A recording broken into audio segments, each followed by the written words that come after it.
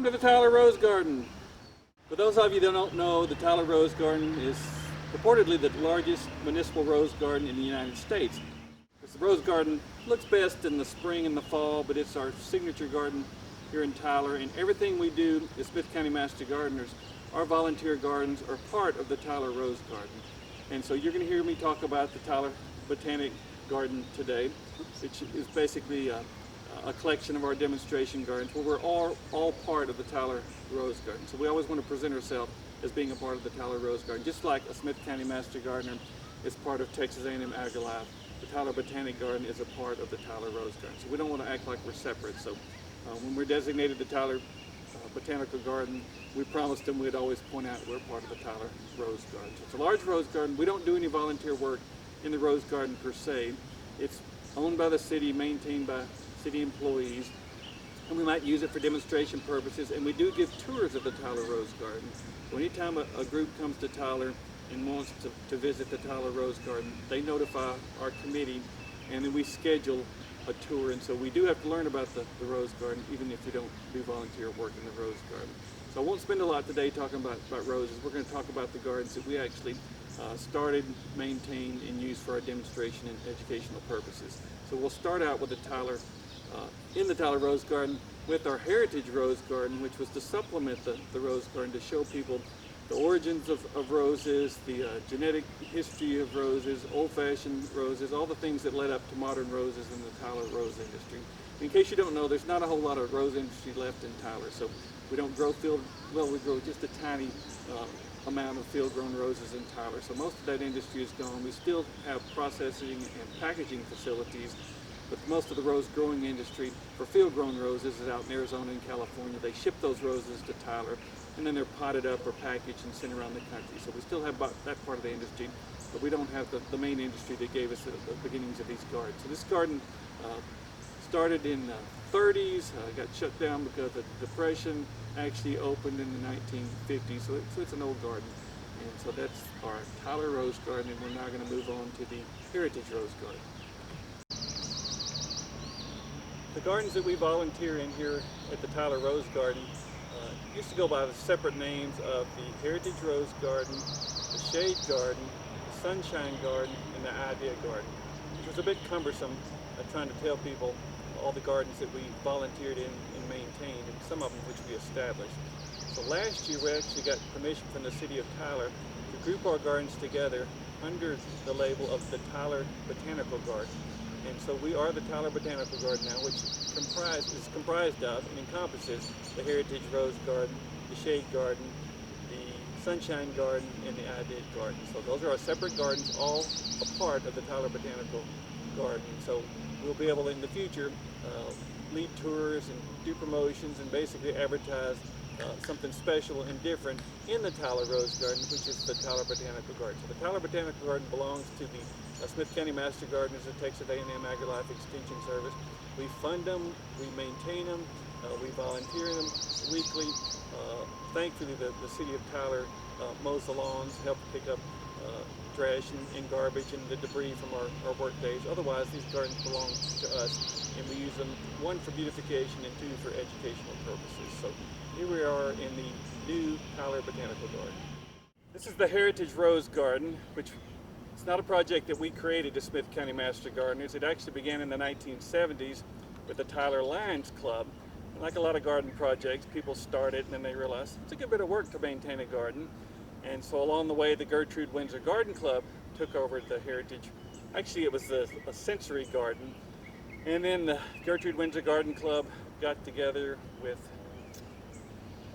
Dr. Brent Pemberton and a few others and created what became the Heritage Rose Garden, which was a really good idea in a public rose garden to introduce people to the genetic heritage of roses, all the way from wild roses and single-petaled roses and antique roses and all those roses that Grandma grew, and to show the evolution of the modern roses and the hybrid teas and the things that created the Tyler rose industry. So this garden is a collection of old-fashioned roses and companion plants. So it's what we refer to as a period garden.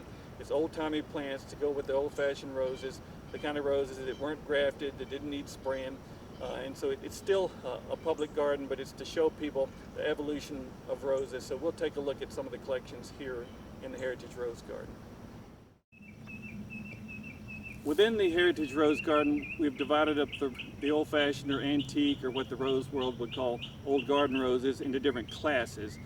So just like camellias have two common classes that we're familiar with, sasanquas and camellias or Camellia japonicas in the rose world, there's probably a dozen or so common classes in the South, even more throughout the world. So I'm standing in the middle of a tea bed. These are true tea roses, not hybrid tea roses. An old-fashioned rose that was once popular in the South, or a group of roses that go all the way back to China. They're a little bit subtropical, so they weren't cold hardy in the north. They're not great cut flowers, but they really were the common rose in the South. If somebody had one rose in their landscape, it would be a tea rose outside the door that they'd throw the dishwater on and that sort of thing. So we have a collection of tea roses here. We have a collection of China roses, which are actually the ancestral parent of all ever-blooming roses. We feature almost all of the earth kind roses, a special designation by the Texas A&M AgriLife Extension Service on those roses that don't have to be fertilized and sprayed. We have a collection of polyantha roses, and then we have sort of a hodgepodge collection of other interesting old and species type roses. And species roses are those wild roses that oftentimes only bloom one time, had 5 single petals. So we really get to show people, one, the amazing diversity of roses, and also the genetic heritage that led up to modern day roses. So we're talking about a history that goes back thousands of years from wild roses to modern roses. And of course today things like knockout roses are popular, shrub roses that are easier to maintain. So we have a little bit of all those things here in the Heritage Rose Garden.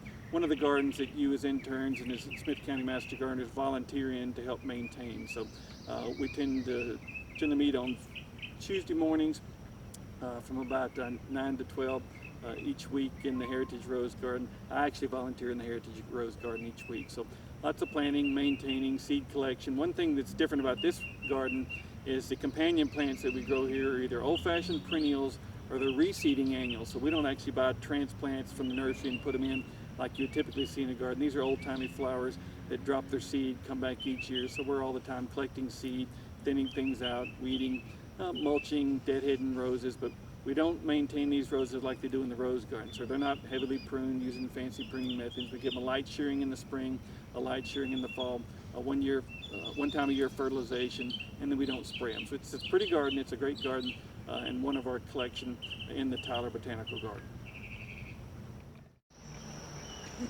This is the Shade Garden, one of our themed gardens here in the Tyler Botanical Garden.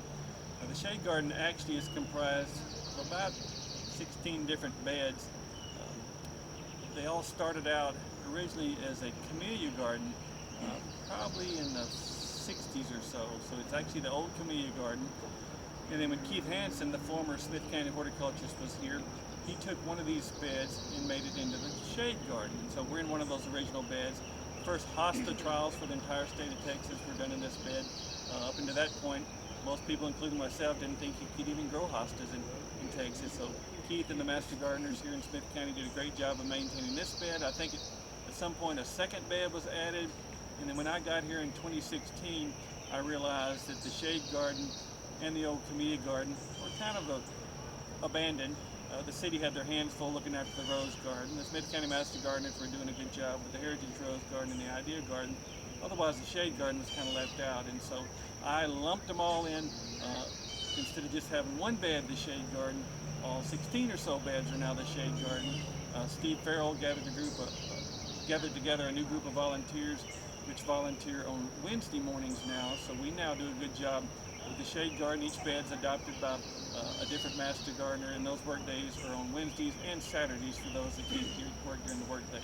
So of course the Shade Garden is pretty self-explanatory. It's native trees that are on the site, actually pre-Tyler Rose Garden. It's kind of a gentle slope. It does have irrigation, and it's to showcase those plants that actually not only grow in shade, but thrive in shade. So of course we try to show off Texas superstars, good perennials, good shade, small trees. Our main features though in the Shade Garden here at the Tyler Botanical Garden are azaleas, camellias from the original planting plus new camellias that we've added, and also Japanese maples. So we have over 100 different Japanese maples in this garden. We have a nice collection of azaleas and a really good collection of camellias here. One of the prime features here in the Shade Garden at the Tyler Botanical Garden has always been the fountain. The original fountain was a cast iron, beautiful piece of work. Unfortunately, it was old, it was always being repaired, and then vandals, which actually is a problem in this garden, some theft and vandalism. The old fountain was destroyed, so the city has now installed a new fountain. Not quite as pretty, but it's certainly functional, and it sounds great, and it's going to be a nice, hopefully permanent part of the shade garden here at the Tyler Botanical Garden. One of our signature volunteer gardens in the Tyler Botanic Garden is the IDEA Garden, IDEA. It's an acronym for Innovate, Demonstrate, Educate, and Apply. And so it was the brainchild of the former Smith County horticulturist Keith Hansen. Started, I believe, in 1999 with some upgrades in the early 2000s. Lots of volunteers every Tuesday to do a great job. It's mostly a collection of colorful, showy plants, lots of annuals, lots of perennials, mostly sun plants, a few shade plants. It features an entire bed for Texas superstars. It features a small raised vegetable garden, a lot of different cool plants, and it's one of our most heavily visited gardens here at the Tyler Botanic Garden and one of our most popular gardens for the Smith County Master Gardener. So it's just one of the gardens that you will volunteer in as part of being a Smith County Master Gardener.